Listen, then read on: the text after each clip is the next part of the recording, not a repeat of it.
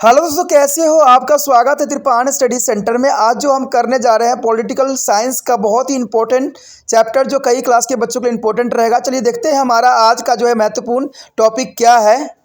भारत का निर्वाचन आयोग, देखिए इलेक्शन कमीशन जो है 11वीं क्लास के बच्चों के लिए अत्यंत महत्वपूर्ण है, जो सीबीएसई में पढ़ते हैं। प्लस एनआईएस बोर्ड वाले बच्चों के लिए भी इंपॉर्टेंट और बिहार बोर्ड वाले बच्चों के लिए भी इंपॉर्टेंट रहेगा, क्योंकि भारत का निर्वाचन आयोग अत्यंत महत्वपूर्ण यहाँ पर माना जाता है। ठीक है, और इसके बारे में जानना भी आपके लिए काफ़ी रोचक रहेगा। तो इसको समझना आपने बहुत ध्यान से है कि आखिर इलेक्शन जो निर्वाचन आयोग होता है यानी इलेक्शन कमीशन होता है, उसका क्या वर्क फंक्शन होती है। कहते हैं भारतीय संविधान निर्माताओं ने चुनाव करवाने के लिए एक जो स्वतंत्र चुनावी मशीनरी का विशेष महत्व दिया था। देखिए, चुनाव आयोग अगर किसी जो है पॉलिटिकल पार्टी के अधीन रहेगा तो ये जो है निष्पक्ष चुनाव करवाने में सफलता नहीं प्राप्त होगी।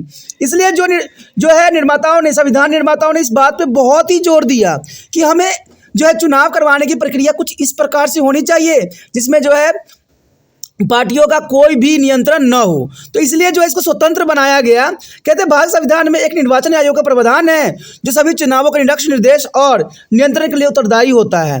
यह संसद के दोनों सदन, विधानसभाओं और राष्ट्रपति एवं उपराष्ट्रपति के पदों के चुनाव के लिए भी उत्तरदायी होता है। इसके अतिरिक्त यह मतदान सूची बनाने, उन्हें संशोधित करने तथा मतदान सूचियों के रख रखाव के लिए भी उत्तरदायी होता है। यह संसद और राज्य विधानसभाओं के चुनावों के लिए चुनावी क्षेत्र जो है परिसीमित करता है, चुनावी जो है कार्यक्रम निश्चित भी करता है और चुनावी जो है विवाद सुलझाता भी है। यह चुनाव से संबंधित अनेक कार्य भी करता है। देखिए, भारत में निर्वाचन जो आयोग है उसका बहुत ही महत्वपूर्ण स्थान है और कहते हैं निष्पक्ष चुनाव कराने के लिए ये सदैव अग्रसर होता है। कहते हैं अगर वहाँ पर म्यूनसिपालिटी कॉर्पोरेशन का इलेक्शन क्यों ना हो या सरपंच का इलेक्शन क्यों ना हो, हर इलेक्शन में जो होती है निर्वाचन आयोग अपना महत्वपूर्ण योगदान देता है और निष्पक्ष दिया जाता है। आपने राजनीतिक में भी सुना होगा कि चुनाव आयोग इसके खरीद लिया है, इलेक्शन जो है इसके वोटिंग में जा रहा है। तो ऐसा कुछ भी नहीं प्रावधान।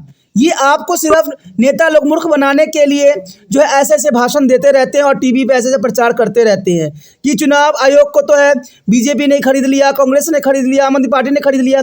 ऐसा कुछ भी नहीं है। चुनाव आयोग सदैव स्वतंत्र रहता है और ये निष्पक्ष चुनाव करवाता है। ठीक है, कोई पार्टी अगर हार रही होती है तो उसका ठिकरा जो होता है किसी न किसी पार्टी पे तो फोड़ना ही होता है। तो ये कहते हैं कि ईवीएम मशीन खराब है, उस पर दबाओ तो उसी को वोट जाता है। तो ये सारे न्यूज़ जो होते हैं एक तरह से देखा जाए तो फेक न्यूज़ होता है और ये सिर्फ आप लोगों को मूर्ख बनाने के लिए इनका सबसे बड़ा अच्छा एजेंडा बना लेते हैं। तो ये सारे चुनाव आयोग यही बात समझाने की कोशिश करता है कि चुनाव आयोग सदैव स्वतंत्र रहता है और ये किसी भी पार्टी के अधीन नहीं होता है और इसको कोई पार्टी हटा भी नहीं सकता, क्योंकि इसकी जो कार्यकाल है एक मंत्री से भी अधिक होता है, यानी 6 साल के लिए इसकी कार्य व्यवस्था रहती है। ठीक है, कहते हैं महाभियोग लगा के ये इसको हटाया जा सकता है, जो कि बहुत बड़ी प्रावधान है। महाभियोग लाना इतना आसान नहीं होता है दोस्तों। इसलिए आप सदैव याद रखना कि चुनाव जो होती है निष्पक्ष होती है और ये स्वतंत्र होना हमारे देश जो कहते हैं लोकतांत्रिक देश है, इसके लिए अत्यंत महत्वपूर्ण रहता है। यदि बात यहाँ पर करें संगठन की, देखिए निर्वाचन आयोग में मुख्य चुनाव आयुक्त समय समय पर राष्ट्रपति द्वारा मनोनीत चुनाव आयुक्त होते हैं। कहते हैं 1950 में प्रथम जो है मुख्य चुनाव आयुक्त नियुक्त किए जाने के बाद से कहते हैं 1989 तक कोई अन्य चुनाव आयुक्त नहीं था। यानी ये बहुत इंपॉर्टेंट बात है। देखिए कितना लंबा सफ़र के बाद है जो है कहते हैं कोई भी चुनाव आयुक्त नहीं था। मुख्य चुनाव आयुक्त की सहायता के लिए काफ़ी संख्या में अधिकारी होते हैं। जैसे निर्वाचन आयोग के 16 अक्टूबर 1989 के जो है बहु सदस्य बना दिया गया, यानी 16 अक्टूबर को जो है काफ़ी हेल्प करने के लिए बहुत ही पार्टी जो है बहुत सदस्य बना दिया गया। जब राष्ट्रपति ने 2 और चुनाव आयुक्त नियुक्त किए तो चुनाव आयुक्तों में वरिष्ठ और मुख्य चुनाव आयुक्त नियुक्त किए जाने का प्रावधान भी लागू किया गया। उसके पश्चात हमारे समक्ष आता है कार्यकाल और हटाया जाना। देखिए चुनाव आयोग के कार्यकाल क्या होते हैं और इसको हटाने का क्या प्रोविजन है, ये जानना भी आपको लिए अत्यंत महत्वपूर्ण है। मुख्य चुनाव आयुक्त और अन्य चुनाव आयुक्तों को 6 वर्ष की कार्य अवधि अथवा 65 वर्ष की आयु तक प्रावधान है रखने की, जो पहले हो के लिए नियुक्त किया जाता था। यह आवश्यक है कि जो है मुख्य चुनाव आयुक्त तथा अन्य चुनाव आयुक्त अभी सभी प्रकार के राजनीतिक जो हस्तक्षेप से मुक्त होने चाहिए। देखिए ये बहुत इंपॉर्टेंट प्रावधान किया गया है कि जो चुनाव आयुक्त होते हैं उनको राजनीतिक हस्तक्षेप से सदैव मुक्त रखा जाता है, क्योंकि उनको जो है निष्पक्ष चुनाव करवाना होता है। अगर वो कहते हैं राजनीतिक लोगों के अंडर काम करेंगे तो वो कब सभी हमेशा दबदबा में रहेंगे। इसलिए ये प्रावधान किया गया है कि चुनाव आयोग सभी प्रकार के राजनीतिक हस्तक्षेप से मुक्त होते हैं। इसलिए भले ही वो राष्ट्रपति द्वारा नियुक्त किए जाते हो, परंतु फिर भी वह उन्हें हटा नहीं सकता है और उनकी नियुक्ति के बाद उनकी सेवा शर्तें और उनकी कार्य अवधि में परिवर्तन भी नहीं किया जा सकता। देखिए, कभी आपने देखा ही होगा कि कोई पुलिस अफसर अच्छा काम कर रहा होता है तो मंत्री लोग क्या करते हैं, उसको तबादला कर देते हैं। लेकिन यहाँ पर चुनाव आयोग के लिए ऐसा कोई भी प्रावधान नहीं किया गया है। उसको कहते हैं कि उनको नियुक्ति के बाद उनको सेवा शर्तों के उनकी कार्यविधि में परिवर्तन नहीं किया जा सकता है। ये बहुत इंपॉर्टेंट प्रावधान किया गया है। मुख्य चुनाव आयुक्त को अपने पद से हटाने के लिए उच्चतम न्यायालय के न्यायाधीशों को हटाने के लिए अपनाई जाने वाली प्रक्रिया को अपनाया बिना नहीं हटाया जा सकता, परंतु अन्य चुनाव आयुक्त और क्षेत्रीय चुनाव आयुक्त मुख्य चुनाव आयुक्त के नीचे काम करते हैं। उन्हें राष्ट्रपति द्वारा मुख्य चुनाव आयुक्त की सिफारिश पर ही हटाया जा सकता है। यानी देखा जाए तो राष्ट्रपति द्वारा जो है मुख्य चुनाव आयुक्त की सिफारिश पे भी हटाने का प्रावधान है, लेकिन कहते हैं जो उच्च न्यायालय के न्यायाधीश को हटाने का प्रावधान है, वही प्रावधान जो है यहाँ पर चुनाव आयोग को जो है मुख्य न्यायाधीश है उसको हटाने की प्रावधान किया गया है। हमारा जो यहाँ पर अत्यंत महत्वपूर्ण टॉपिक आया है चुनाव आयोग की शक्ति और कार्य। कहते हैं शक्ति और जो कार्य हैं कई क्लास के बच्चों के लिए इंपॉर्टेंट है, इसलिए आपको बहुत ध्यान से इसको नोट डाउन भी करना है और समझना भी है। कहते हैं चुनाव आयोग का प्राथमिक कार्य भारत में स्वतंत्र और निष्पक्ष चुनाव करवाने का है, जो कि प्रावधान भी किया गया है। इस हेतु निर्वाचन आयोग के जो है कुछ कार्य यहाँ पर हमारे समक्ष आया है। चलिए देखते हैं कार्य क्या है। देखिए, प्रथम कार्य तो यही होता है कि चुनाव क्षेत्रों का परिसीमन करना, यानी चुनाव प्रक्रिया का जो है सुविधाजनक बनाने के लिए देश के अनेक चुनावी क्षेत्र में बांटना होता है। और कहते हैं अगर चुनाव क्षेत्र की बात किया जाए तो इसका मतलब यही होता है कि एक ऐसा क्षेत्र जहां प्रत्याशी चुनाव लड़ता है, यानी कोई भी कैंडिडेट जो होता है चुनाव लड़ता है। चुनाव क्षेत्रों के परिसीमन का काम आमतौर पर परिसीमन आयोग करता है, जिसमें जो है उच्चतम न्यायालय के 5 जो है सेवानिवृत्त अथवा सेवारत न्यायाधीश होते हैं। सेवानिवृत्त का मतलब होता है जो कार्य नहीं कर रहे होते हैं, और सेवारत का मतलब होता है जो सेवा में लगे हुए हैं, यानी न्यायाधीश होते हैं जो सेवा भी कर रहे होते हैं, ड्यूटी पे होते हैं। तथा मुख्य चुनाव आयुक्त इसका जो है पदेन सदस्य होता है। परिसीमन आयोग को सभी प्रकार की सचिवालय सहायता यानी निर्वाचन आयोग द्वारा प्रदान की जाती है, और परिसीमन आयोग का समय समय पर सरकार द्वारा गठित भी किया जाता है, जो कि बहुत काफ़ी इंपॉर्टेंट है चुनाव क्षेत्र के परिसीमन करना। उसके पश्चात हमारे समक्ष आता है अगला पॉइंट, मतदाता सूची तैयार करना। देखिए, प्रत्येक क्षेत्र की एक विस्तृत मतदाता सूची होती है और इसे हम मतदाता सूची भी कहा जाता है। कहते हैं मतदाता सूची से आप भली भांति परिचित भी होंगे। अगर आप देखोगे कि जब भी इलेक्शन का समय होता है तो आपके घर के आसपास आपको कुछ व्यक्ति दिखेंगे जिनके हाथ में वोटर लिस्ट कार्ड होता है। वो व्यक्ति जो होते हैं आपसे आपके परिवार के नाम पूछते हैं कि यह बंदा यहाँ रहता है कि नहीं रहता है, उसी पे वो टिक लगाते हैं। यानी वो मतदाता सूची होती है जहाँ पर आपकी सारी बातें जो है इन्फॉर्मेशन होती है। कहते हैं निर्वाचन आयोग संसद तथा विधानसभा चुनाव के लिए मतदाता सूची तैयार करते हैं, और प्रत्येक चुनाव क्षेत्र की मतदाता सूची में उन सभी व्यक्तियों के नाम दर्ज होते हैं जो उस चुनाव में मतदान करने का अधिकार रखते हैं। मतदाता सूची को समय समय पर प्रायः साधारण चुनाव, उपचुनाव और मध्यवर्ती चुनावों में पूर्व संशोधित भी किया जाता है। जैसे मैंने अभी बताया है कि समय समय पर जो है पूरी इन्फॉर्मेशन कलेक्ट की जाती है कि ये व्यक्ति यहाँ पर अभी रह भी रहा है कि नहीं रह रहा है। ठीक है, तो ये सारी व्यवस्था जो है चुनाव मतदाता सूची तैयार करना सब इलेक्शन कमीशन के अंतर्गत ही आता है। अगर हम आगे देखें तो आपको एक टेबल दिखेगा, उसमें बहुत इंपॉर्टेंट बात बताई गई है। तो इस टेबल के अंतर्गत अगर आप देखोगे तो सबसे पहले हमारा है आम चुनाव। देखिए, आम चुनाव होते ही है नई लोकसभा तथा विधानसभा गठित करने के लिए होने वाले चुनाव को हम आम चुनाव कहते हैं। यानी ये लोकसभा और विधानसभा गठित करने के लिए चुनाव करवाई जाती है। दूसरा जो होता है उपचुनाव, इसका अर्थ यही होता है कि यदि किसी समय लोकसभा अथवा विधानसभा के कार्यकाल के बीच किसी सदस्य की मृत्यु अथवा त्यागपत्र देने स्थान रिक्त हो जाता है तो उस स्थान सीट के लिए होने वाले चुनाव को हम उपचुनाव के नाम से जानते हैं। यानी ये दो ही कंडीशन में जो होता है उपचुनाव करवाई जाती है, या तो व्यक्ति त्यागपत्र दे देता हो या मृत्यु हो गया हो। आपने देखा ही होगा जब आम आदमी पार्टी पहली बार जीत हासिल किया था तो 39 दिन के जो है समय अंतराल में जो है त्यागपत्र दे दिया था। तो इसमें जो है कुछ दिनों के बाद दोबारा से वहाँ पर इलेक्शन करवाया गया, तो ये भी एक एग्जाम्पल के रूप में आप देख सकते हो। उसके पश्चात है मध्यवर्ती चुनाव। कहते हैं यदि लोकसभा तथा अथवा राज्य विधानसभा के 5 वर्ष की कार्य अवधि से पूर्व भी भंग कर दिया जाता है और नई लोकसभा अथवा विधानसभा गठित करने के लिए होने वाले चुनाव को हम मध्यवर्ती चुनाव कहते हैं, यानी मध्य ही, यानी समय काल खत्म होने से पहले चुनाव करवाने जाने के प्रावधान को हम मध्यवर्ती चुनाव कहते हैं।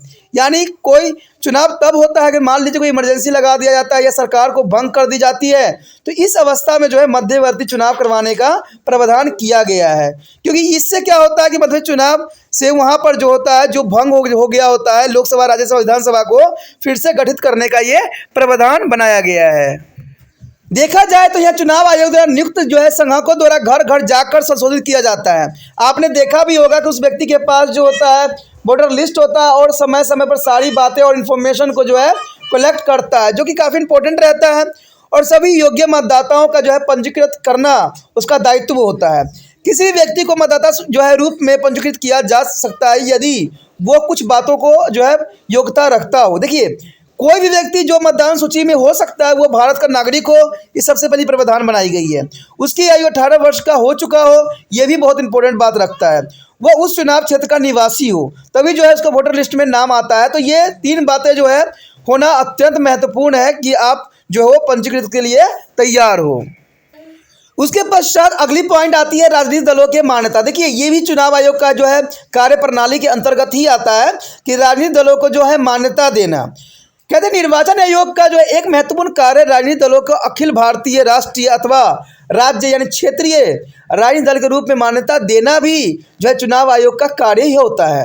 यदि किसी जो है साधारण चुनाव में किसी दल विशेष को किन्हीं 4 राज्यों कुल वैध मतों का 6% प्राप्त होता है तो उसे उल्लेखित भारतीय राष्ट्रीय दल के रूप में मान्यता मिल जाती है। यानी कम से कम जो है इसको जो है 6% प्राप्त करना जरूरी होता है, यानी 4 राज्यों में कुल जो है वैध मतों के 6% प्राप्त करना जरूरी होता है, तब जाके उसको जो है भारतीय राष्ट्रीय दल के रूप में उसको मान्यता दे दी जाती है। यदि एक दल को एक राज्य में बड़े वैध मतों का जो है 4% मिलता है तो उसे प्रांतीय अथवा क्षेत्रीय दल के रूप में मान्यता दी जाती है। आप राजनीतिक दलों के बारे में विस्तार से जो है हम 19 चैप्टर में पढ़ेंगे, जो कि बहुत काफ़ी इंपॉर्टेंट टॉपिक रहेगा। तो आप इसी तरह त्रिपाठी सेशन देखते रहें, जो अगला टॉपिक भी आपके लिए अत्यंत महत्वपूर्ण रहने वाला है, क्योंकि इसमें हम राजनीतिक दलों के विषय में जो है विस्तार पूर्वक चर्चा करेंगे। ठीक है, कहते हैं भारतीय राष्ट्रीय कांग्रेस इसमें सबसे पहले आता है, उसके बाद भारतीय जनता पार्टी आती है। भारतीय कम्युनिस्ट पार्टी और भारतीय कम्युनिस्ट पार्टी जो है मार्क्सवादी के रूप में देखा गया है। बहुजन समाज पार्टी और राष्ट्रवादी कांग्रेस पार्टी वर्तमान में प्रमुख राष्ट्रीय दल है। यानी ये सारे जो आपके समक्ष जो नाम मैंने बताया वो सब नेशनल लेवल पे जो है अपना दबदबा बना रखे हैं। आप भारतीय राष्ट्रीय कांग्रेस के बारे में तो पता ही होगा, जो कांग्रेस पार्टी है, और भारतीय जनता पार्टी की जो है काफ़ी बोलबाला चल रहा है। तो ये सारे पार्टी भी है, प्लस जो आपके कम्युनिस्ट पार्टी हो गया या बहुजन समाज पार्टी हो गया, राष्ट्रवाद पार्टी हो गया, ये भी पार्टी है और भी पार्टी हैं जो कि अपना काफ़ी इंपॉर्टेंट स्थान रखती है हमारे भारतीय जो है पॉलिटिशियन में। उसके पश्चात हमारे समक्ष आता है चुनाव चिन्ह आवंटित करना। ये भी कार्य जो होता है चुनाव आयोग के समक्ष जो आता है कि चुनाव चिन्ह आवंटित करना। राजनीतिक दलों के पास चुनाव आयोग द्वारा आवंटित चुनाव चिन्ह होते हैं। उदाहरण के लिए भारतीय राष्ट्रीय कांग्रेस का चुनाव चिन्ह जो है हाथ है, ठीक है, भारतीय जनता पार्टी का जो है कमल है, और बहुजन समाज पार्टी का चुनाव चिन्ह जो है हाथी है। ये चुनाव चिन्ह कारणों से महत्वपूर्ण होते हैं। अब देखिए, ये चिन्ह क्यों दिया जाता है, इसके कई कारण हैं, क्योंकि चिन्ह न होने से क्या क्या समस्या आएगी ये भी बहुत बड़ी बात आ जाती है। तो देखते हैं कि इसका चुनाव न होने के कारण और होने के कारण क्या इसका प्रभाव देखने को मिल सकता है। तो इसके 2 ही जो है प्रभाव पड़ेगा। अगर मान लीजिए निरक्षर मतदाताओं को, ये जो साक्षर नहीं है, ठीक है, उन मतदाताओं के लिए महत्वपूर्ण एवं सहायक होता है जो उम्मीदवार के नाम भी नहीं पढ़ सकते हैं। आपको पता है कि भारत में लिटरेसी दर जो है यानी साक्षरता दर है वो बहुत ही बुरी अवस्था में है। यहाँ पर अगर लोग पढ़ भी लिख लेते हैं फिर भी उनको नाम तक पढ़ने नहीं आता है। इवन आपने देखा होगा कि वोटर कार्ड में बहुत से नाम गलतियाँ भी होती है। तो इसका मतलब मैं क्या समझ सकता हूँ, या तो वो अनपढ़ होते हैं जो बैठे पड़े रहते हैं। तो ये सारी बातें बड़ी इंपॉर्टेंट होती है कि भारत में इतने व्यक्ति जो है साक्षर नहीं होते हैं। ठीक है, जनता की बात क्या करोगे, यहाँ तो मैं कह रहा हूँ ना, बड़े बड़े मैंने देखा है ऑफिसों में भी नाम की इतनी गलतियाँ होती है, तो मुझे तो ये लगता है कि लोग पढ़े लिखे भी नहीं होते हैं। इवन कि अगर आप नाम लिख के भी दोगे फिर भी नाम पता नहीं कैसे गलत करके वो भेज देते हैं। तो ये बहुत बड़ी जो है प्रॉब्लम है भारत के लिए, और बहुत ही बड़ा है आम जनताओं के लिए समस्याओं के रूप में। कहते हैं अगर भारत में देखा जाए तो बहुत से व्यक्ति जो है निरक्षर हैं, जिनको पढ़ने लिखने नहीं आता है, तो वो लोग कैसे पहचान लेंगे कि जिस पार्टी को वोट देना चाहते हैं वही पार्टी है। इसलिए चुनाव चिन्ह होना अत्यंत महत्वपूर्ण है, क्योंकि वो तो नाम पढ़ नहीं सकते, लेकिन चुनाव को जो चित्र है, जो उनका सिंबल है, वो देख तो जरूर सकते हैं ना। इसलिए ये चीज़ें बहुत ज़रूरी होता है। यह एक नाम वाले दो उम्मीदवारों के बीच अंतर करने में भी सहायक होता है। मान लीजिए कोई क्षेत्र में अगर एक ही नाम के दो बंदे हैं, तो उसका पहचान कैसे होगा? तो उसका पहचान चुनाव चिन्ह से होगा, क्योंकि वो कांग्रेस का होगा या बीजेपी का होगा या बहुजन समाज पार्टी का होगा। अगर नाम एक ही है लेकिन सिंबल तो अलग अलग होगा ना, कि किस दल से वो जो है वोट लड़ रहा है। तो ये सारी बातें जो होती है यहाँ पर चुनाव चिन्ह देना अत्यंत महत्वपूर्ण बन जाती है। यहाँ पर दोस्तों हमारा इम्पोर्टेंट बात आया है कि चुनाव करवाने वाले अधिकारी के विषय में, कि कौन कौन व्यक्ति जो है चुनाव करवाने के लिए जो है अग्रसर होते हैं और कौन कौन व्यक्ति को क्या क्या यहाँ पर काम सौंपा जाता है। तो ये जानना अत्यंत महत्वपूर्ण होगा। कहते हैं स्वतंत्र और निष्पक्ष चुनाव सुनिश्चित कराने के लिए चुनाव आयोग चुनाव कार्य में सहायता करने के लिए हजारों जो है चुनाव इन अधिकारी नियुक्त किया जाता है। ठीक है, अब सोचिएगा कि चुनाव अधिकारी कैसे नियुक्त किए जाते हैं इतने समय में। कहते हैं कि अगर ये बात देखा जाए तो वो उसी क्षेत्र के कुछ व्यक्ति होते हैं जो काफ़ी सम्मानित पद पे कार्य कर रहे होते हैं। चाहे वो अधिकारी जो है मजिस्ट्रेट भी हो सकता है, पुलिस अफसर भी हो सकता है, लोक सेवाओं के टाइपिस्ट भी हो सकता है, स्कूल अध्यापक भी हो सकते हैं, ड्राइवर भी हो सकता है, चपरासी भी हो सकता है, इत्यादि से ये सारे कार्य लिया जाता है। इसमें से 3 प्रमुख अधिकारी हैं जो स्वतंत्र और निष्पक्ष चुनाव करवाने में महत्वपूर्ण भूमिका निभाते हैं। वो होते हैं रिटर्निंग ऑफिसर हो सकते हैं, पीठासीन अधिकारी होते हैं या चुनाव मतदान अधिकारी होते हैं। यानी 3 व्यक्ति जो होते हैं काफ़ी इंपॉर्टेंट होता है, जिनमें बहुत बड़ा जो है भार होता है कि चुनाव को जो है निष्पक्ष करवाया जाए। ठीक है, और स्वतंत्र करवाने की जो है पूरी जिम्मेवारी इन्हीं 3 ऑफिसर के अंतर्गत जो है घूमता रहता है। कहते हैं रिटर्नर अधिकारी सबसे पहले आता है। अगर प्रत्येक चुनाव क्षेत्र में संबंधित राज्य सरकार से परामर्श करके एक अधिकारी जो है रिटर्नर अधिकारी का पदनाम दिया जाता है। एक अधिकारी को एक से अधिक चुनाव क्षेत्र का रिटर्नर अधिकारी भी नियुक्त किया जा सकता है। सभी जो है नामांकन पत्र रिटर्न अधिकारी को सौंपे जाते हैं और वह पत्रों को जांच भी करता है। ठीक पाए जाने पर उन्हें स्वीकार भी करता है और चुनाव आयोग को निर्देश अनुसार वह चुनाव चिन्ह आवंटन भी करता है। वह उम्मीदवारों द्वारा नाम वापस लेने की स्वीकृति भी देता है और अंतिम सूची तैयार भी करता है। वह सभी मतदाता केंद्र का निरीक्षण भी करना उसका दायित्व होता है। उसके देख रेख में मतपत्रों की गिनती भी होती है और अंत उसके द्वारा जो है परिणाम घोषणा भी किया जाता है। यानी देखा जाए तो रिटर्नर अधिकारी के जो है बहुत ही महत्वपूर्ण यहाँ पर जो है कार्य क्षेत्र दिया गया है। वास्तव में रिटर्निंग अफसर संबंधित चुनाव क्षेत्र में निष्पक्ष और समक्ष चुनाव संचालन का सबसे ऊपर का महत्वपूर्ण अधिकारी होता है, जिसके ऊपर बहुत बड़ा जो है दबदबा रहती है कि जो चुनाव हो वो निष्पक्ष हो और इसमें किसी प्रकार का दबाव का सामना न हो। उसके पश्चात हमारे समक्ष आता है दूसरी अधिकारी, जिसको हम पीठासीन अधिकारी कहते हैं। ये चुनाव आयोग के दूसरा जो व्यक्ति होता है पीठासीन अधिकारी होता है, जिसके ऊपर भी काफ़ी जो होता है अधिकार क्षेत्र होता है। प्रत्येक क्षेत्र में बड़ी संख्या में मतदान केंद्र होते हैं और प्रत्येक मतदान केंद्र लगभग 1000 मतदाताओं के लिए ही होते हैं। ऐसा प्रत्येक मतदान केंद्र किसी एक अधिकारी के अंतर्गत ही होता है, जिसे पीठासीन अधिकारी कहा जाता है। वो अपने मतदान केंद्र की सारी चुनावी प्रक्रिया को देख रेख करता है और ये सुनिश्चित करता है कि प्रत्येक मतदाता जो है स्वतंत्र मतदान अवसर मिले। यानी मतदान उपरांत वह जो है मत पेटियों को सील भी करता है और रिटर्निंग अफसर तक पहुंचाने का कार्य भी पीठासीन अधिकारी का ही होता है। यानी सारी गतिविधियां जो है पीठासीन अधिकारी के अंतर्गत ही घूम रहा होता है। उसके पश्चात अंतिम व्यक्ति जो इसमें होता है, जिसका अपना एक महत्वपूर्ण योगदान होता है, वो चुनाव अधिकारी होता है। प्रत्येक पीठासीन अधिकारी के 3 अथवा 4 चुनाव अधिकारी सहायता करते हैं। यानी इनके सहायता के लिए चुनाव अधिकारी की नियुक्ति की जाती है। वे मतदान का नाम मतदान सूची में देखते हैं और मतदाता की उंगली पर जो है न मिटने वाली स्याही लगाते हैं, उसे मत पत्र देते हैं और सुनिश्चित करते हैं कि प्रत्येक मतदाता जो है गुप्त मतदान करें। यानी सारे जो होते हैं 3 अधिकारी और 4 अधिकारी जो होते हैं उन पे ये होता है कि सारे जो है मतदान सही से हो, इसका नाम सूची में देखना इनका दायित्व होता है। न मिटने वाली स्याही जो होती है, एक स्याही आसानी से नहीं मिटाई जा सकती है। ये मतदाता के दाएं हाथ की जो है पहली उंगली पे लगाई जाती है, ताकि कोई मतदाता दोबारा आकर दूसरी बार मतदान न कर सके और ऐसा जो है क्षम व्यक्तियों को रोकने के लिए किया जाता है। कहते हैं आज हमारे देश में बहुत सी चीज़ें जो होती है गलत होती है, तो इन चीज़ों के जो है न हो इसके लिए तरह तरह की प्रावधान बनाई गई है। अब हमारे लिए जानना अत्यंत रोचक होगा कि चुनाव प्रक्रिया भारत में कैसे होती है। देखिए, चुनाव प्रक्रिया के बारे में जानना काफ़ी इंपॉर्टेंट रहेगा कि भारत में चुनाव की क्या पद्धति अपनाई जाती है। कहते हैं भारत में चुनाव कानून और निर्धारित विधि से होते हैं, जिसके लिए कुछ प्रक्रिया अपनाई जाती है। पहली प्रक्रिया तो यही होता है हमारे समक्ष की चुनाव की अधिसूची जारी करना। देखिए, सरकारी तौर पर चुनाव की प्रक्रिया तब आरंभ होती है जब चुनाव आयोग की सिफारिश पर लोकसभा के मामलों में राष्ट्रपति और विधानसभा के मामलों में राज्यपाल चुनाव की जो है अधिसूची जारी करता है। उम्मीदवारों के नामांकन पत्र जमा करने के लिए 7 दिन दिए जाते हैं और अधिसूचना जारी होने के बाद रविवार को छोड़कर 7वां दिन अंतिम दिन होता है। नामांकन पत्रों के जो है जांच साधारणतः नामांकन भरने के अंतिम तिथि के बाद ही होती है। उम्मीदवार पत्रों के जांच के बारे में दूसरे दिन अपना नाम वापस ले सकता है। चुनाव नामांकन वापस लेने के बाद के 20 दिन से पहले नहीं होता है। तो ये भी एक प्रावधान किया गया है।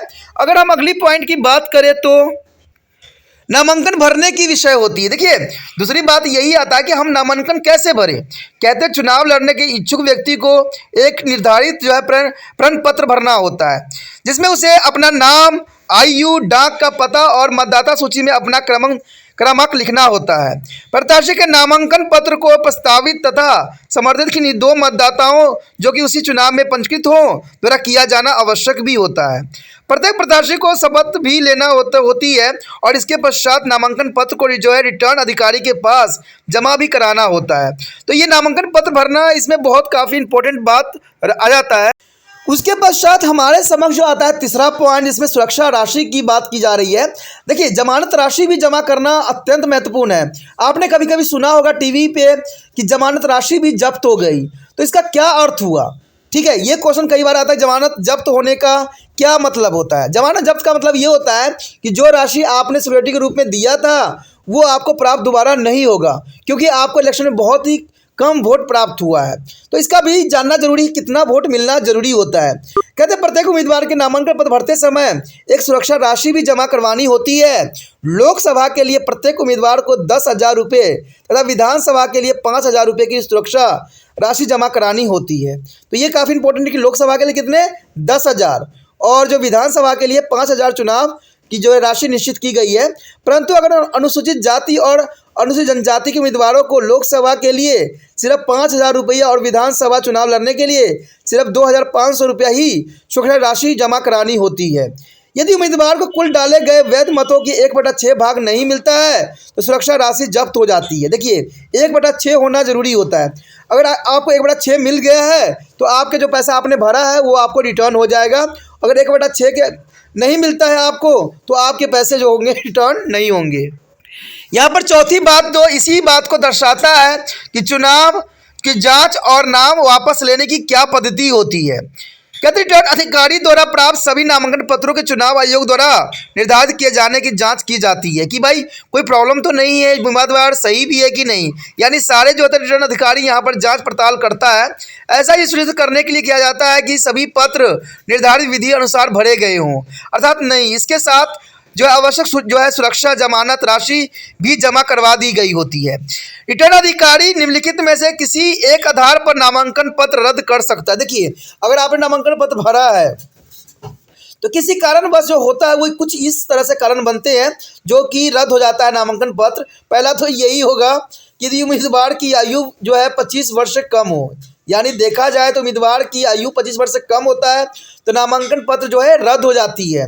यदि उसने सुरक्षा राशि जमा नहीं करवाई है तब भी जो है नामांकन पत्र रद्द हो जाती है। यदि उसके पास कोई लाभ का पद है, देखिए कोई अगर आप सरकारी पद पे हो तो आप जो है इलेक्शन लड़ने के लिए अप्लीकेबल नहीं रह जाती हो, आपको जो है सरकारी नौकरी से त्याग पत्र देना अत्यंत जरूरी हो जाएगा। यदि उसका नाम देश में कहीं भी मतदाता के रूप में पंजीकृत नहीं है, यानी आप भारत के नागरिक नहीं हो, तो आपको जो है चुनाव लड़ने का अधिकार नहीं दिया जा सकता। पत्रों की जांच पड़ताल के बाद के दूसरे दिन नाम वापस लेने की अंतिम दिन मानी जाती है। यदि उस दिन रविवार अथवा अवकाश हो तो उसे अगले दिन का नाम वापस लेने के लिए निश्चित कर दी जाती है। तो ये बहुत काफ़ी ज़रूरी होता है। अगर मान लीजिए आपको पार्टिसिपेट नहीं करना है इलेक्शन में, तो ये अंतिम दिन होता है, दूसरा दिन, जहाँ पर आप अपना नाम जो है आपस ले सकते हो। अगर आप आपस नाम नहीं लोगे तो आपको इलेक्शन लड़ना ही पड़ेगा। उसके पश्चात जो है अगला पॉइंट है चुनाव प्रचार अभियान। देखिए, चुनाव प्रचार अभियान तभी से स्टार्ट होता है जब आप नामांकन पत्र भर देते हो। चुनाव प्रचार वह प्रक्रिया है जिसके माध्यम से कोई उम्मीदवार मतदाताओं को किसी अन्य के स्थान पर स्वयं उसे ही मत देने के लिए प्रेरित करता है। इस अवधि में उम्मीदवार अपने क्षेत्र में यथासंभव अधिक से अधिक मतदाताओं को अपने पक्ष में मतदान करने हेतु प्रभावित करने के लिए यात्रा करते हैं। ये तो आपने जनरली देखा ही होगा, उनके जो प्रचार चलता रहता है। पिछले कुछ समय से चुनाव आयोग ने सभी मान्यताएं प्राप्त राष्ट्रीय एवं क्षेत्रीय दलों को सरकारी इलेक्ट्रॉनिक मीडिया और ऑल इंडिया रेडियो पर अपना प्रचार निःशुल्क कराने की सुविधा भी प्रदान की गई है। सभी राजनीतिक दलों की जो है निःशुल्क दिए जाने वाला समय चुनाव आयोग द्वारा आवंटित भी किया जाता है।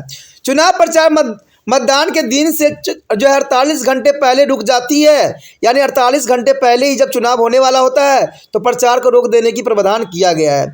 चुनावी प्रक्रिया में प्रचार के अनेक तकनीकों का प्रयोग किया जा रहा है। आज के समय में सबसे पहले जनसभाएं किया जाता है, यानी बड़े बड़े आपने देखा ही होगा कि वहाँ मंत्री लोग आते हैं और अपनी भाषण जो है देते हैं और आपको लुभाने की कोशिश करते हैं।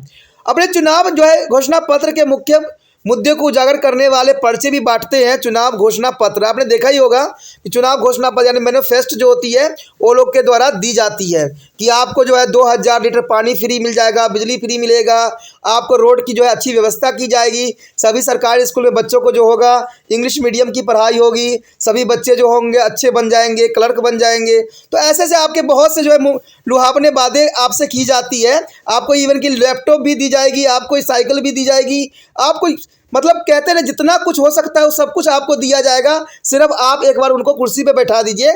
इस तरह के जो है चुनाव घोषणा पत्र में लिखी हुई हर बात होती है।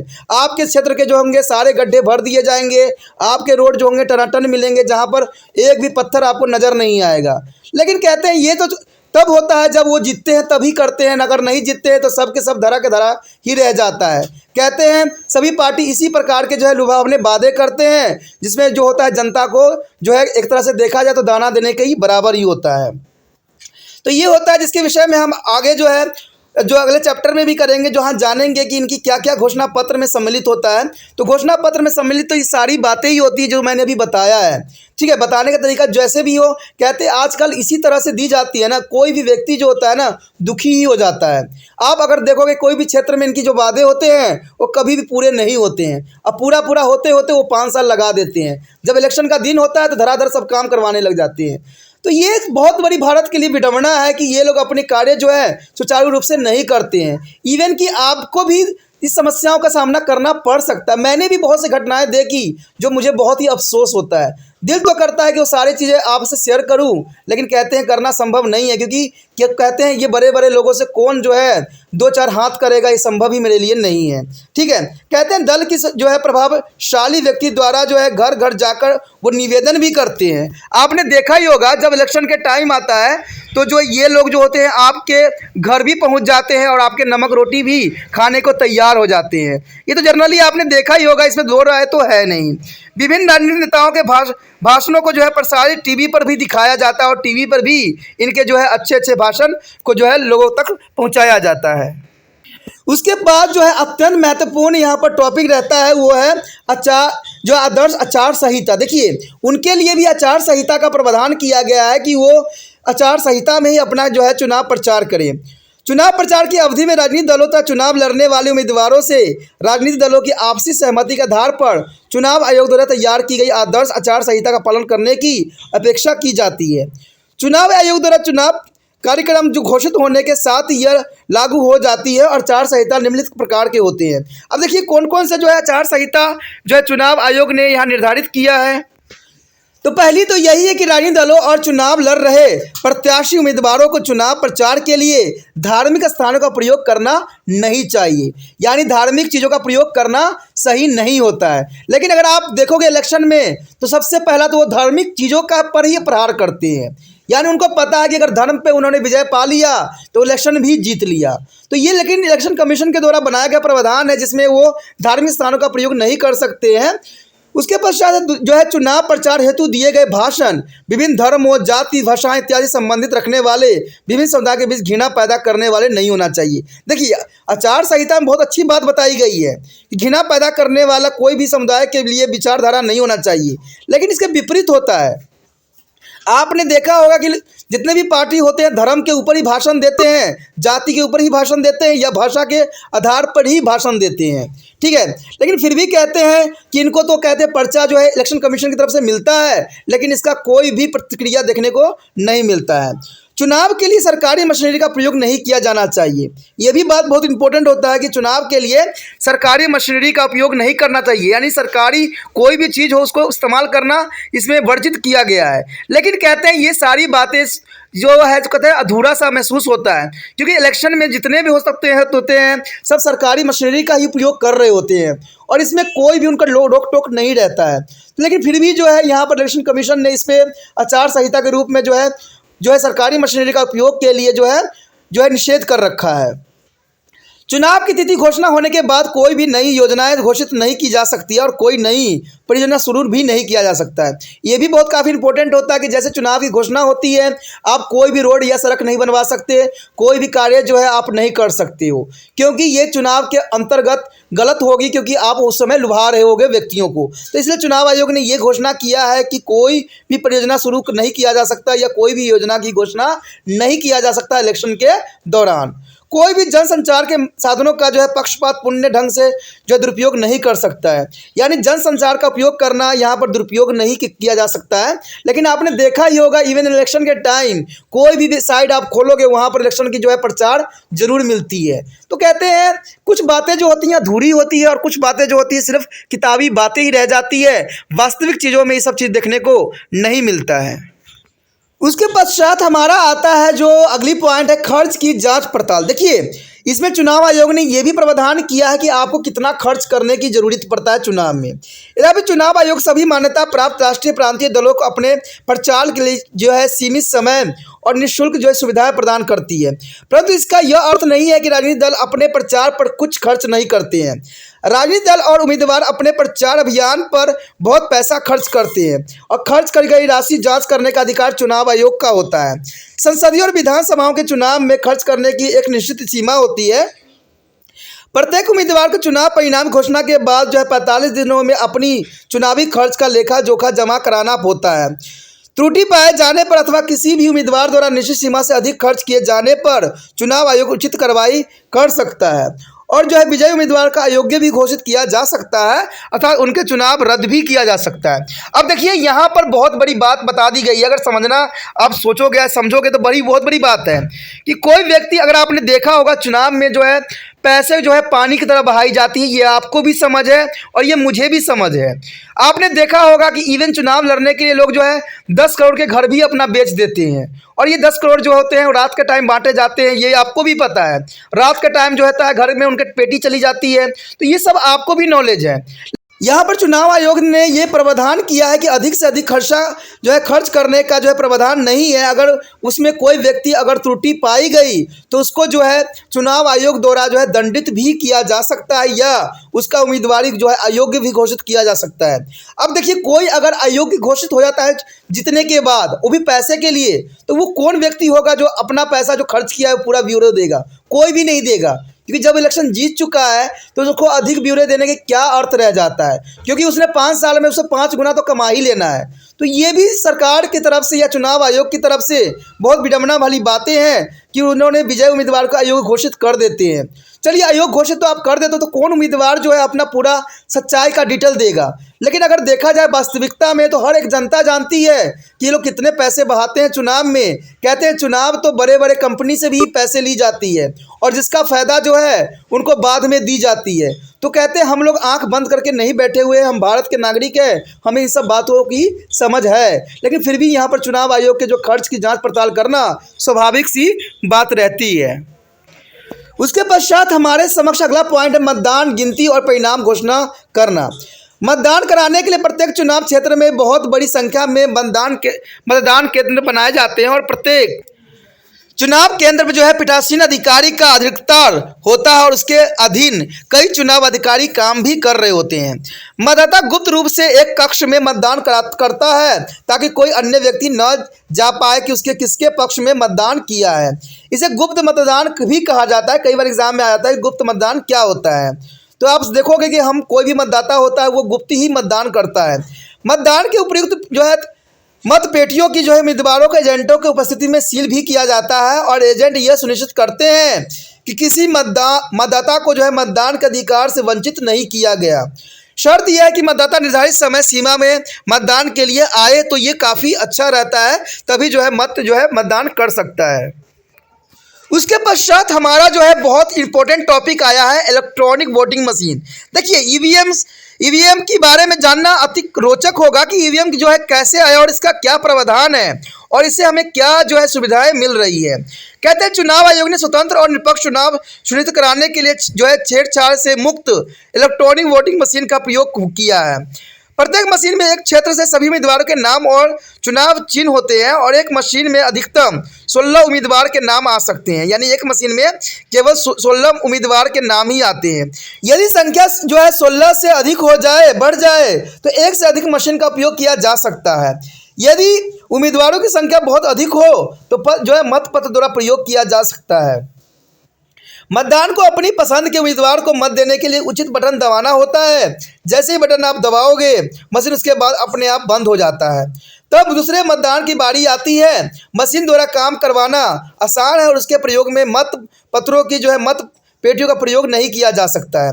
अब गिनती करना बहुत आसान और तेज होती है। कहते हैं 1999 में दिल्ली लोकसभा की 7 सीटों के चुनाव के लिए वोटिंग मशीन का उपयोग किया गया था और बाद में विधानसभा के चुनाव में भी इसका प्रयोग किया गया। 2004 में लोकसभा चुनाव में पूरे देश में जो है इलेक्ट्रॉनिक मशीनों का प्रयोग किया गया। सील की गई जो है मत पेटियों अथवा मशीनों के जो है समुचित सुरक्षा के बीच मतगणना केंद्र पर लगाया जाता है। जो है मतगणना जो है रिटर्निंग अधिकारी के रेख में तथा उम्मीदवार अथवा उसके एजेंटों की उपस्थिति में की जाती है। यदि किसी मत अथवा उसकी वैधता पर कोई संदेह हो तो रिटर्निंग अधिकारी का निर्णय अंतिम माना जाता है। जैसे ही गिनती पूरी हो जाती है तो सबसे अधिक मत प्राप्त करने वाले उम्मीदवार को रिटर्निंग अधिकारी निर्वाचित घोषित कर दिया जाता है। अगर आपने मत भी डाला होगा तो इलेक्ट्रॉनिक वोटिंग मशीन जो होती है कुछ इस प्रकार की दिखती है, जो कि बहुत सुविधाजनक बना दिया गया है और ये बनाना काफ़ी आसान भी और इस इलेक्शन कराना भी काफ़ी सरल हो गया है।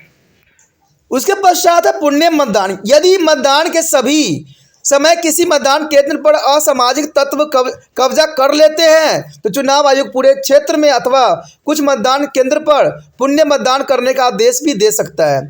उसके पश्चात चुनाव रद्द करना। यदि किसी मान्यता प्राप्त राजनीतिक दल के सही ढंग से नामांकित उम्मीदवार की नामांकन की अंतिम तिथि के बाद और मतदान शुरू होने से पूर्व मृत्यु हो जाता है तो चुनाव आयोग चुनाव रद्द करने का आदेश देता है। यह केवल चुनाव स्थगन ही नहीं होता है, अतुल जो है संबंधित क्षेत्र के लिए पूरी चुनावी प्रक्रिया नामांकन से लेकर मतदान तक नए सिरे से दोहराया जाता है। दोस्तों ये चुनाव करवाने की प्रक्रिया और चुनाव में जो रूल रेगुलेशन अपनाई गई बहुत ही सुचारू और सुलझी हुई है, लेकिन फिर भी जो हमारे देश में बहुत से गड़बड़ी होती रहती है जो आप आए दिन टीवी में देखते ही रहते हो। लेकिन फिर भी ये हमारे लिए ज़रूरी है कि हम जानें कि कितने इंपॉर्टेंट ये सब बातें रहती है हमारे लिए। दोस्तों यहाँ पर अत्यंत महत्वपूर्ण बात आया है जो कि मैं पहले भी बता रहा था कि हमारे देश में कहते हैं बहुत रूल रेगुलेशन जो है इलेक्शन कमीशन की तरफ से बनाई गई है, जो कि बहुत ही अच्छी भी है और सही प्रावधान भी की गई है। लेकिन कहते हैं कि हर जगह जो है हर बातें नहीं चलती है। वही प्रावधान यहाँ पर दिखाया गया अगले पॉइंट के रूप में कि भारतीय चुनाव प्रक्रिया के दोष। देखिए भारतीय इलेक्शन में जो होती है बहुत ही दोष देखने को मिलता है। भारतीय चुनाव प्रक्रिया दुनिया भर में जो है प्रशंसा हुई है जिस तरह भारत में चुनाव करवाए जाते हैं, इसकी लोगों में सराहना भी की गई है, लेकिन इस प्रक्रिया की अपनी कुछ कमियां भी हैं। यह देखा गया कि स्वतंत्र और निष्पक्ष चुनाव सुनिश्चित कराने के लिए चुनाव आयोग के प्रयासों के बावजूद हमारी चुनाव प्रक्रिया जो है कुछ त्रुटियां हैं और कुछ उल्लेखनीय त्रुटियों पर भी चर्चा की गई है। मैंने आपको पहले ही भी कहा था कि चुनाव आयोग द्वारा ना बहुत सी जो है प्रावधान ऐसे बनाए हैं जिससे जो है अयोग्य घोषित भी कैंडिडेट हो सकता है, लेकिन फिर भी सारी चीज़ों का जो है गलत उपयोग किया जा रहा है। चुनाव आयोग ने जो जो प्रावधान बनाए हैं उसके विपरीत आज के समय में हो रहा है, और ये सब कहते हैं सब आँख के सामने होता है, लेकिन फिर भी उस पर जो है कंट्रोल करना संभव नहीं है। पहले तो यही बात आती है कि धन बल, देखिए चुनाव आयोग ने धन जो है खर्च करने की एक लिमिटेशन दिया है, लेकिन यहाँ पर धन बल की बात की गई है। चुनाव में बेहिसाब जो है पैसे की भूमिका एक गंभीर समस्या बन गई है। कहते हैं चुनाव आयोग द्वारा एक निश्चित किया गया है कि आप इतने ही रकम जो है यूज़ कर सकते हो, लेकिन कहते हैं चुनाव जीतने के लिए धड़ल्ले से जो है ये गंभीर पैसे उड़ाते रहते हैं, लुटाते रहते हैं। यानी पैसे जितने भी वो लोग बहा रहे होते हैं सब के सब जो है इलेक्शन जीतने के बाद वो कैसे ही भी निकाल लेते हैं। कहते हैं राजनीतिक दल कंपनियां और व्यापारियों को पैसा एकत्र करते हैं, यानी कंपनियों को फ़ायदा देते हैं। तभी तो आपको पता है कि भारत में जो चीज़ बैन है वो अभी धड़ल्ले से चल रहा है। क्यों चल रहा है? क्योंकि सरकार ने उससे पैसे लिए थे, तभी जाके वो कंपनियां आज भी बैन होने के पश्चात भी जो है उस वस्तु का जो है धड़ल्ले से जो है मैन्युफैक्चर कर रही है। तो ये आप समझ सकते हो कि यहाँ पर जो है सारे जो है राजनीतिक नेता के इर्द गिर्द ही घूम रहा होता है। यहाँ पर ना कोई बैन है ना कुछ है, सब के सब जो है किताबी बातें होती है, सच्चाई में ज़मीनी हकीकत कुछ और होती है। तो ये क्यों होता है? क्योंकि जब इलेक्शन होते हैं तो ये लोग जो होते हैं बड़े बड़े पैसे जो होते हैं इन व्यापारियों से लेते हैं, इन कंपनियों से लेते हैं। व्यापारियों जो है योगदान अधिकतम नकद और हिसाब किताब के बाहर होता है। चुनाव के दौरान अन्य कई भ्रष्ट तरीके जैसे रिश्वत देना, बेईमानी अथवा वोटरों को डराना धमकाना, जाली वोट डलवाना, मतदाताओं के मतदान केंद्र तक लाने वापस ले जाने के परिवहन अन्य साधन मुहैया कराया जाता है। ठीक है, और ये सारे अपनाए भी जाते हैं। चुनाव के दौरान गरीब इलाकों में शराब बांटने की तो सूचनाएं आम बात है। आपने देखा भी होगा और जानते भी होंगे कि जैसे रात होता है, रात में आपके घर में कंबल बांटने आ जाते हैं, स्वेटर बांटने आ जाते हैं, कपड़े बांटने आ जाते हैं। तो ये सारे धड़ल्ले से पैसा उपयोग करते हैं, और उनको पता है कि एक बार मैं इलेक्शन जीत गया तो इसे 7 गुना तो मैं पहले पैसा जेब में रख लूँगा। और इवन ये होता भी है, और ये कोई दो राय नहीं है, कोई छुपाने वाली बात नहीं है, ये आपको भी पता है और सबको पता है, फिर भी कहते हैं ये सारी चीज़ें होती ही रहती है। उसके पश्चात है बाहुबल। देखिए दूसरा जो सबसे बड़ी फैक्टर आता है बाहुबल। पहले अपराधी बंदूक के नोक पर मतदाताओं को डरा धमका कर उनसे अपनी इच्छा अनुसार वोट डलवा कर उम्मीदवारों का सहयोग दिए करते थे। अब वे स्वयं चुनाव लड़ने के द्वारा जो है खुलकर सामने आ गए हैं, जैसे राजनीतिक का जो है अपराधीकरण हुआ है। परिणाम स्वरूप चुनावों के दौरान हिंसा की घटनाएं काफ़ी वृद्धि हुई है। आपने देखा होगा कि चुनाव आयोग ने बात कहा कि कोई व्यक्ति किसी के लिए धर्म का उपयोग नहीं करेगा, ना जो है गलत भाषण का उपयोग करेगा, लेकिन ये जो होते हैं जो बाहुबली होते हैं वो सब कुछ अपनाते हैं। कहते हैं इलेक्शन कमीशन के नाक के नीचे ही सब कुछ गतिविधियां हो रही होती है, लेकिन इलेक्शन कमीशन करे भी तो क्या करे, एक पर्चा पकड़ा देते हैं और वो भी अपना जो है पल्ला झाड़ लेते हैं। हम क्या करें? कहते हैं ये विडंबना हो गई है भारत की समस्याओं का। तो पहले तो कहते थे ये लोग जो है बड़े बड़े मंत्रियों के लिए प्रचार करते थे, आज जो वो स्वयं ही इलेक्शन में कूद चुके हैं, तभी तो हमारा देश का जो है भलाई होना संभव नहीं हुआ है। आगे है अगला पॉइंट हमारा, जाति और धर्म। देखिए इलेक्शन कमीशन ने बस साफ कहा था कि जाति और धर्म के लिए कोई भी जो है स्थानों का उपयोग न होगा, न जाति पे, न धर्म पे, न भाषा के आधार पर। लेकिन यहाँ पर जो इनकी कमियों में यही बात उजागर होती है कि प्राय राजनीतिक दल जो है उम्मीदवारों को इस विचार से जो है बाद टिकट देते हैं कि वह क्या संख्या की दृष्टि से बड़ी जाति और समुदाय के वोट और जो है सहयोग प्राप्त कर सकता है। देखिए कोई भी जो है आजकल पार्टी देखोगे ना तो पार्टी जो है योग्यता के ऊपर नहीं देता है उसको टिकट, वो ये देखता है कि उसको कितने वहाँ पर किस धर्म के लोग रहते हैं और वहाँ पर कैसे धर्म के लोग रह रहे हैं और कौन से धर्म के लोग रह रहे हैं, तब जाकर उनको वोटिंग का दिया जाता है टिकट। इससे क्या होता है उनको वोट जो है जीतने की चांसेस 100% बन जाती है। तो यही बात वहाँ अपनाते भी हैं। मतदाता भी जाति और संप्रदाय के आधार पर जो है मतदान करते हैं। तो कहते हैं ना जैसे आप बहोगे वैसे ही वो राजनीतिक नेता भी चलेंगे। अगर आपकी जो है गंगा इधर से बह रही तो वो भी तो इधर से बहाएंगे ना। जब आप भी जाति के नाम पे वोट देते हो, आप संप्रदाय के नाम पे वोट दोगे, तो इलेक्शन के जो बंदे होते हैं, जो पार्टी के बंदे होंगे, वो भी तो आपको जाति के रूप में ही आपको उम्मीदवार देंगे या संप्रदाय के ही उम्मीदवार देंगे। अगर आप जो होगा एक योग्य व्यक्ति को दोगे वोट, तो वो वोट आपके लिए जो होगा न्याय उचित होगा। आप कभी भी वोट डालने जाओ तो कभी भी जाति धर्म संप्रदाय देख के कभी वोट ना देखो।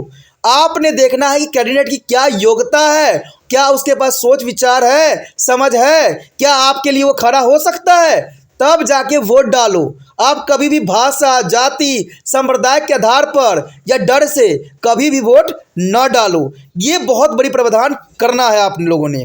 प्रचार अभियान में लोगों की जो है सांप्रदायिक निष्ठा का प्रयोग भी किया जाता है। आपने देखा ही होगा, तो कई बार तो है ये लोग देवी देवताओं को भी नहीं छोड़ते हैं, अपने धर्म को भी नहीं छोड़ते हैं, एक दूसरे को गलत उच्चारण करते हैं, जो कि गलत है। ठीक है, चुनाव जो होता है इंसानों को जो है सही एक प्रतिनिधित्व की जरूरत दिलाती है, न कि हमें धर्म के प्रति कुछ गलत भावनाएं उत्पन्न करने के लिए बताती है।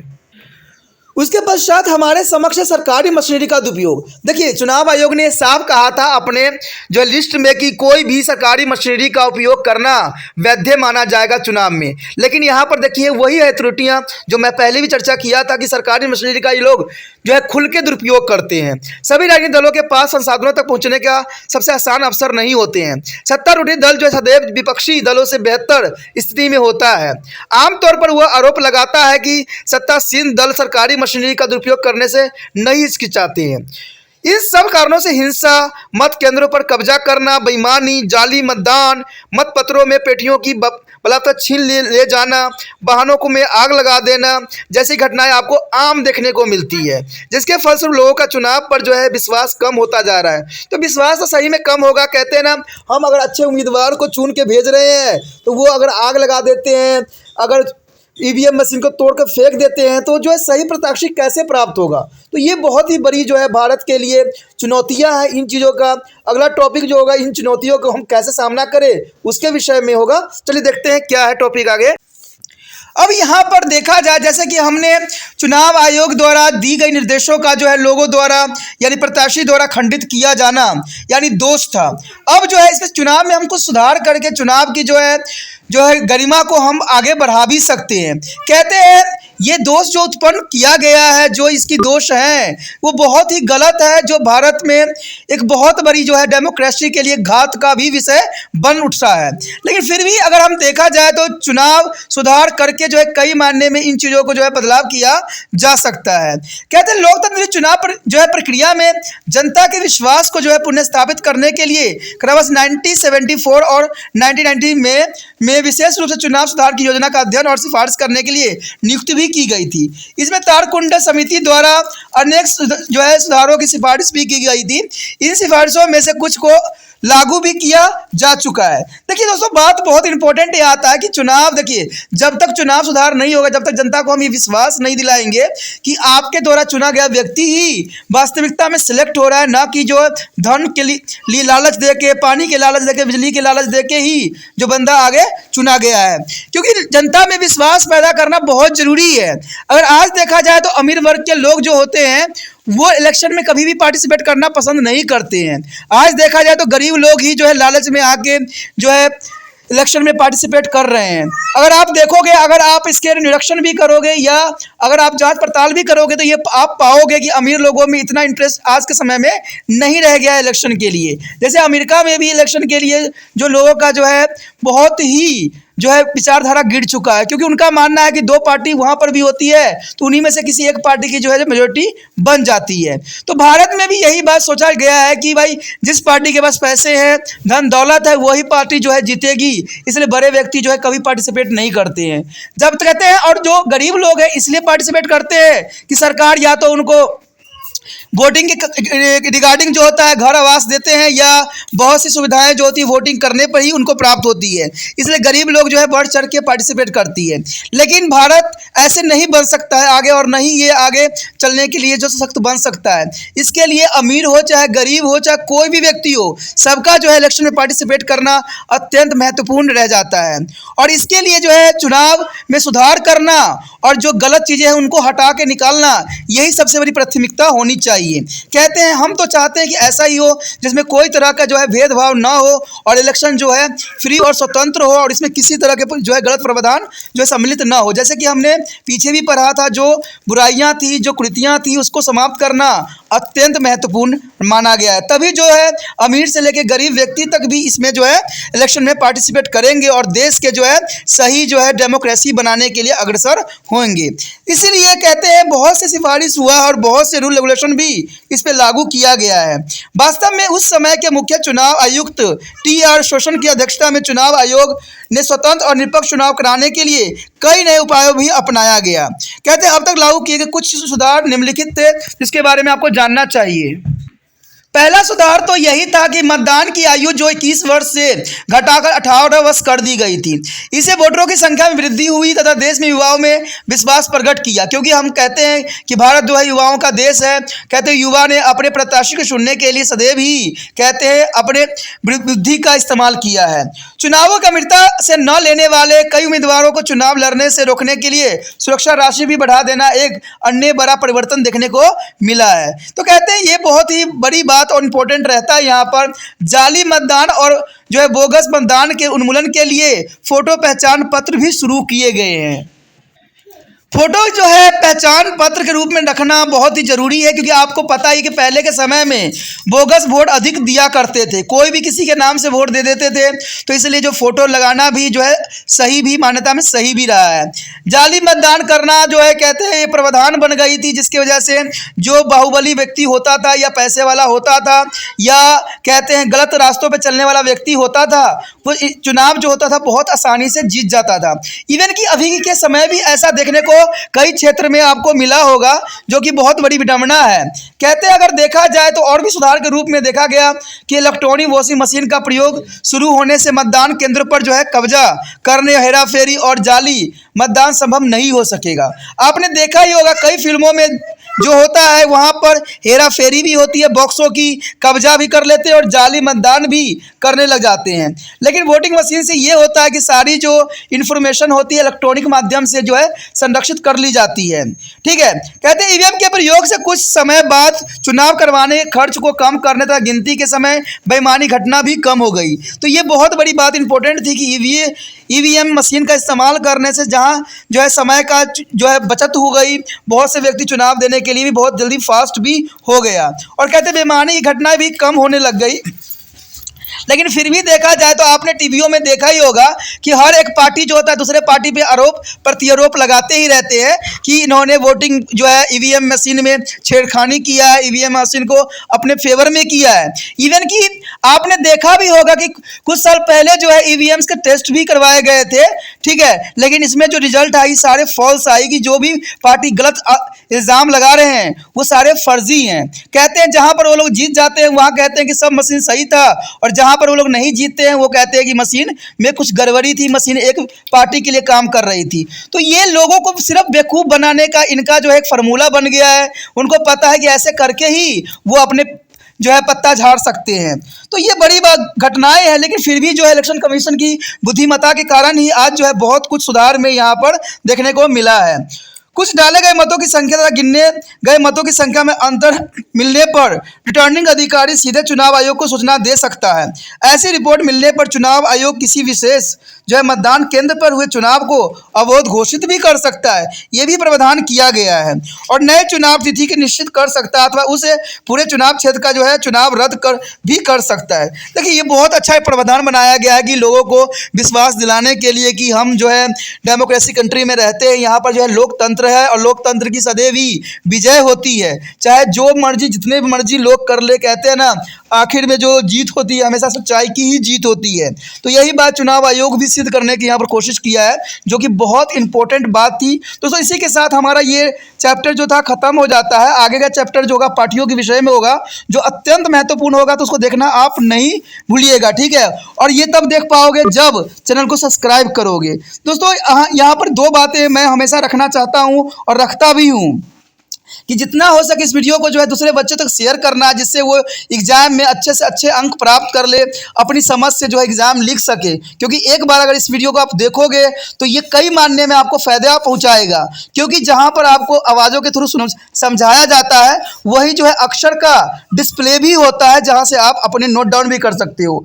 तीसरी बात ये भी रहती है कि आपको जो है ये हिंदी इंग्लिश दोनों माध्यम में उपलब्ध है, यानी आप इंग्लिश के वर्ड से जो है हिंदी को भी समझ सकते हो। तो इतना कुछ इसलिए किया जा रहा है और इतना अधिक मेहनत इसलिए किया जा रहा है कि आप अच्छे अंक प्राप्त कर लो। तो आपका भी फर्ज है जितना हो सके इस वीडियो को दूसरे बच्चे तक पहुंचाने में अपना जो है विशेष योगदान देना है।